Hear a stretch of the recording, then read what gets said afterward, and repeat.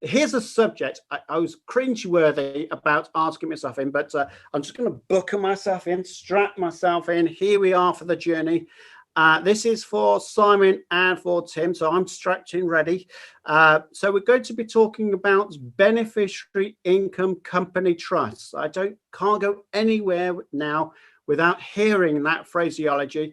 This is whereby someone has got a property in their own name, and to avoid tax, and I'm going to use avoid, not evade, but to avoid tax, they are using a limited company to hiving off their income from their properties, which, remind ourselves, is owned by them, but they are now moving the beneficiary income to the limited company, but keeping the mortgage in their own name. Now, I'm not getting involved in this for many, many reasons, okay? So I've set you up nicely. So let's start with you, Simon, and then moving over to Tim. It'd be interesting to hear your thoughts on this, guys. I'm going to give first of all, a short answer. Most mortgages will have in the T's and C's that you are not able or should not be able to sign away the beneficial interest. That's the real short answer. Yeah. Okay, so it can, if you then start structuring it in that way, then make it quite difficult to get future mortgages if you're then being looked at and examined by another lender, or in fact the same lender further down the line. And they go, hang on a minute, what's the tax return in your bank statements? Tell me about this, please. And for me as a broker, that becomes extremely difficult as soon as you spot it, because there is such a thing as KYC, know your client. So I'm expected to know the client inside out, back to front, and know their bank statements and every payment they make within that bank statement before I represent them, which is quite a daunting prospect, let's be honest. Yeah, so that's the short answer. The long answer is that I believe this structure has been used relatively readily for those people who are facing Section 24 and have not gone down the route, I believe, have not gone down the route of formulating a partnership or can't formulate a partnership, okay, where you are also signing away the beneficial interest to a partnership, but it's not necessarily a limited company structure. And in that way, yeah, it's deemed as one of those other tax structures to deal with the Section 24 challenge, shall we say. I'm not going to throw it completely back at you, Simon. I believe that is a slightly untested or less robust route to deal with Section 24 than the migration from limited liability partnership into limited company and transferring the mortgages across. There's a big debate as to whether you have to bring all of those mortgages across in one go, which is the safest and most robust way to do it, or whether you bring them over bit by bit.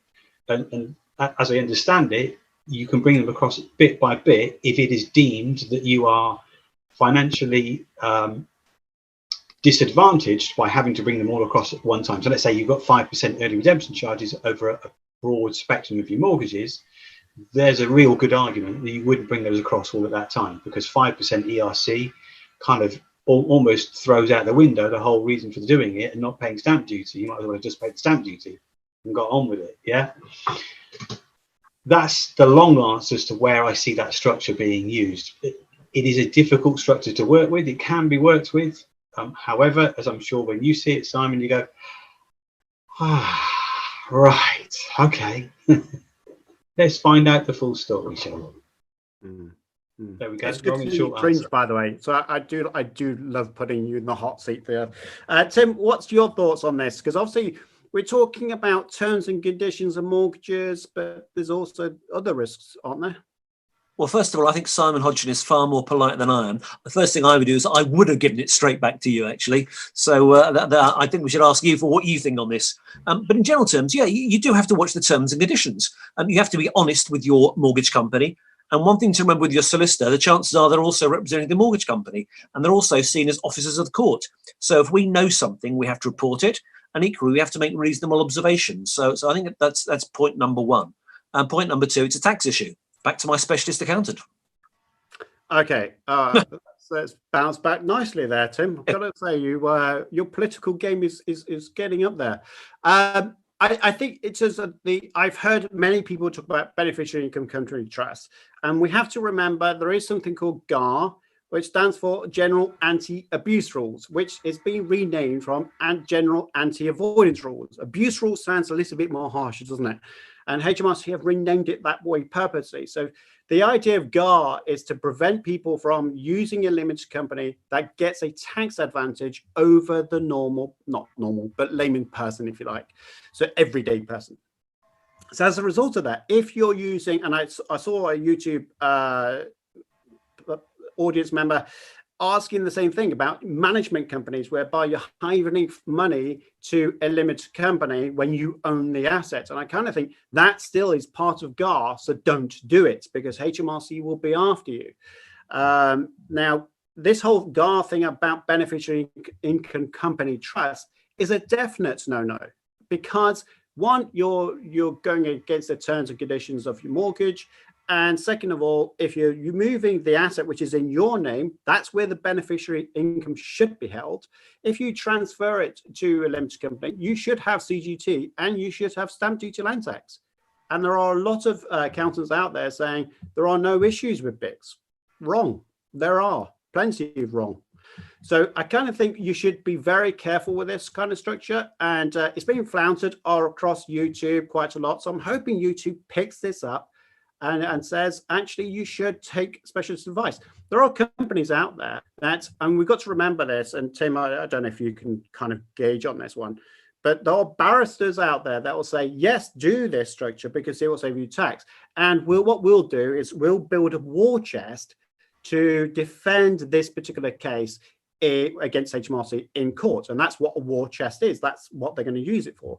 But what they don't tell you is that you have to now pay that barrister £500 an hour to defend you in court. So if you've got this huge target on your backside and HMRC decide to take a punt at you, do you have the emotional appetite as well as the financial bank account to finance it?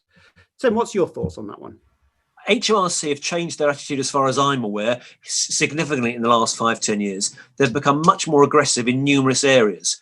And I think that's only going to be continue to be the case, because the government has been handing out billions and billions to the public and to companies, and somehow they're going to have to get that back.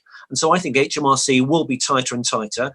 And I think we're going to be looking at issues of the rich and the poor. And I think people who are looking to make advantages on tax rules, they're going to have to be very careful. So I think HMRC will tighten up further and further, will challenge. And I think a lot of people do take these creative schemes far too naively from so-called clever tax barristers, things that haven't been checked. I would personally never go in with a structure that hadn't already been checked and tested against HMRC, and they confirmed it actually worked. These new ones that are terribly clever but don't work, I think, are incredibly risky. And if you're at all risk averse, I would avoid them like the plague.